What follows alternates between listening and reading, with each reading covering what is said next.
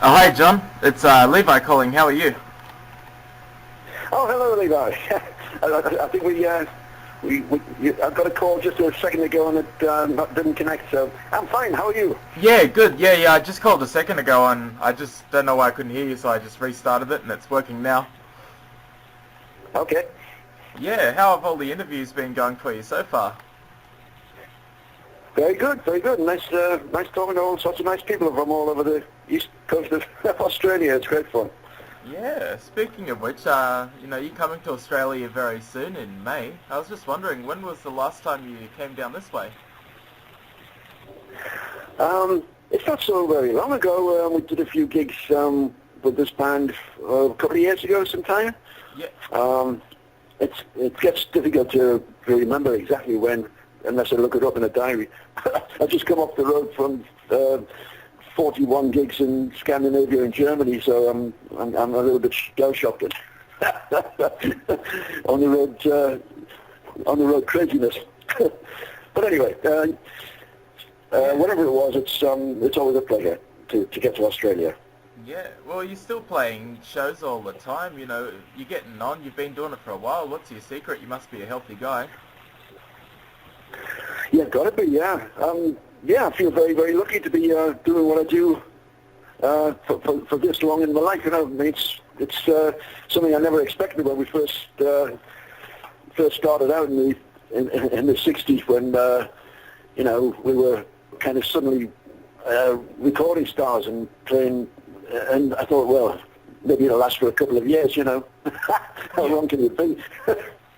Yeah, you've been definitely have had a pretty good career. You've been in the Rock and Roll Hall of Fame. You've had #1 singles. When you think about it, has there been like a favourite decade? Has it been hard to survive in the music industry this long?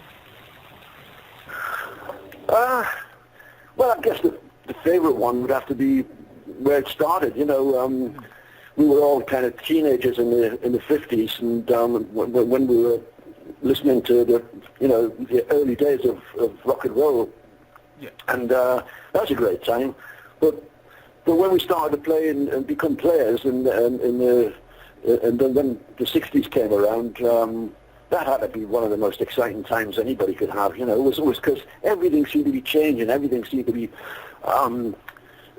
fashion, movies, books, music particularly, was a thrilling time to be young. So it's got to be that's got to be the best time in my life anyway.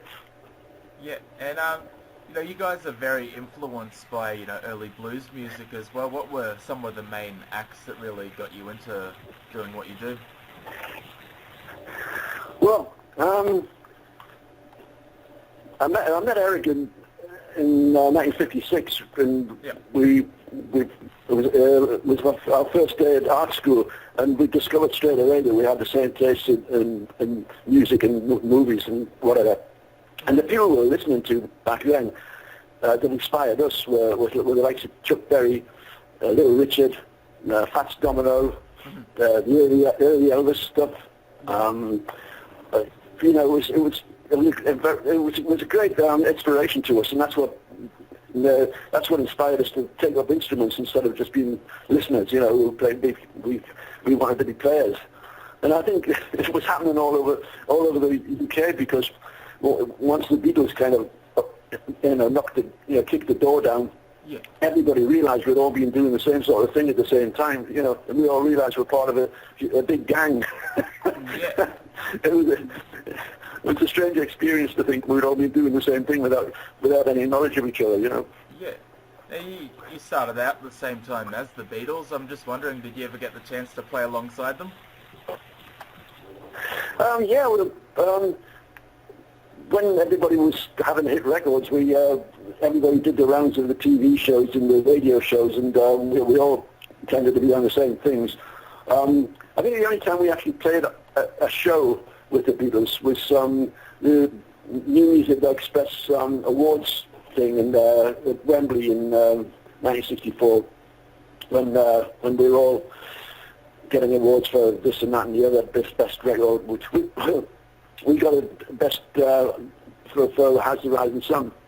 And that was the only time we shared the stage with the Beatles, but we did.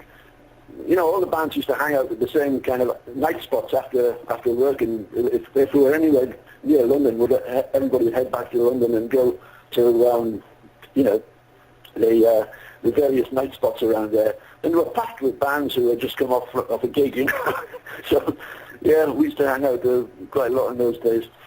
And it was, we didn't take a hell of a lot of it. We're all doing the same thing, you know, apart from the Beatles who are just doing it better than anybody else. Yeah, for sure. I remember when I got my very first guitar lesson, one of the first songs they taught me was House of the Rising Sun, and it's been an iconic song for over 50 years. It's still getting played on radio. Did you think the song was going to be that big when you first recorded it? Well, we knew it was a potentially a hit song. Where we had when we were touring with Chuck Berry, we played support to Chuck Berry on his first visit to the UK, and that's when we first started playing that number, and we knew from the audience response that it was potentially big. So we went into a studio in the middle of the tour and recorded it, and sure enough, it was number one within weeks. And yeah, I mean, the number of people who said exactly what you just said, that was the first song I ever learned on the first guitar. I wish I had a five. I wish I had a fiver for every time I've heard that one. It's just one of those songs that seems to, I don't know, every generation seems to pick up on it, you know. Yeah. Yeah. Now, as we were saying, you came out of a big explosion of bands in England, the Rolling Stones, the Beatles. I guess about 8 or 9 years later, there was another big explosion with the likes of Led Zeppelin, Black Sabbath, The Who. I'm just wondering, what did you think about those kind of second wave of big British rock and roll bands? Well, some brilliant acts, some brilliant bands, and good luck to them. And they, fortunately, some of that had already been through the first wave of things, and I'd learned a few things about business. So those guys who came at that time had a better chance to make sure that they were properly managed and properly paid for that. Much more. I think we early pioneers kind of were pretty naive business-wise, and we all of us got ripped off. Unfortunately for the Animals, we didn't get a second chance to sign up for a record deal because that's where the money was made for people like the Beatles and the Stones. Everybody got ripped off at that on the first time round, but they were able to kind of even the score a bit on the second time when they started to get renewed recording contracts. And, they were able to say, "I want more money and I want it in my bank, not yours." Yeah, it sounds like a lot of bands back then, didn't know a lot about contracts. Were people just kind of making it up as they went along, or did you have management and things like that back then? We had management, but unfortunately, a lot of the management around at that time just saw it as a way to make a lot of money fast, and didn't think too carefully about the long term. It's just unfortunate. There was a few sharks around, and everybody got bitten. Yeah. but then, it's water under the bridge. You can't spend your life worrying about that kind of stuff. I just like to move on and do what I do, and enjoy what I do. So I'm a very lucky man. Yeah. Now, I know Eric Burdon, he's been kind of in and out of the band a few times over the years. What's your relationship been like with him, since the Animals formed? Has it always been good? It was always good, from the very start. Eric and me were the founding members of what became the Animals.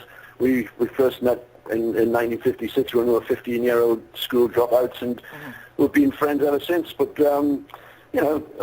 Eric's after the Animals, Eric's always tried to make a career in his own name. He hates having to go back and fall back on the Animals thing because he wants to sort of move out of there, and unfortunately I don't think he's ever done anything as good as the original Animals, and so he's trying to break new ground all the time. I still think the best thing he ever did was with the Animals. But, you know, we're okay with each other. We've been friends for a long, long time now. And no point in falling out. There's been one or two things where we could fall out, but, you know, we're like, you know, we just being good mates for so long, we can't hate each other, you know. Yeah. Now, it's been quite a while since you've released new music. I'm just wondering, do you plan on ever making new recordings again?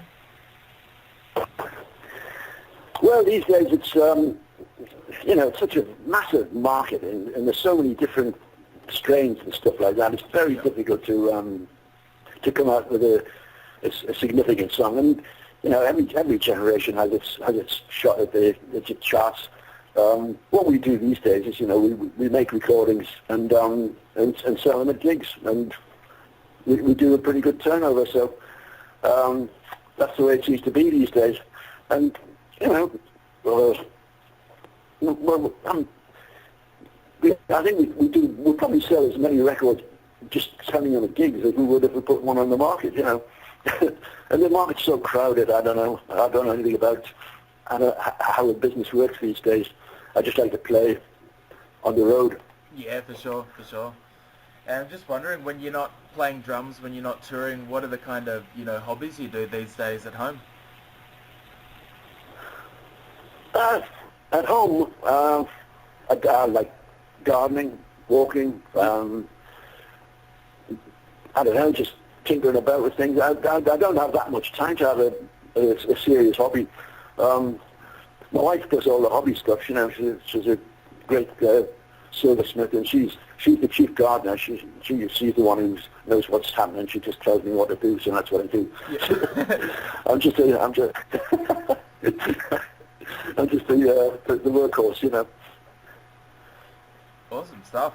Well, I just asked quickly, when you come down to Australia, just what can the fans expect from the set list? Is it kind of going to be diverse, you know, stuff from all your career, or just the Eric Burdon era stuff?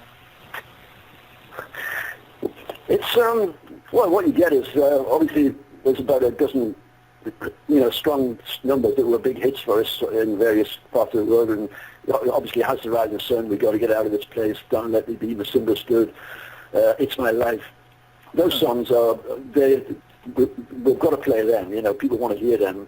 But we've got a big, you know, back catalogue of songs that were album tracks and B-sides, and we keep refreshing the set with those songs and shuffle them around, you know. So it's very rare that we do exactly the same show 2 nights running, because we like to sort of mix them up a bit, you know. But you always hear the big hits.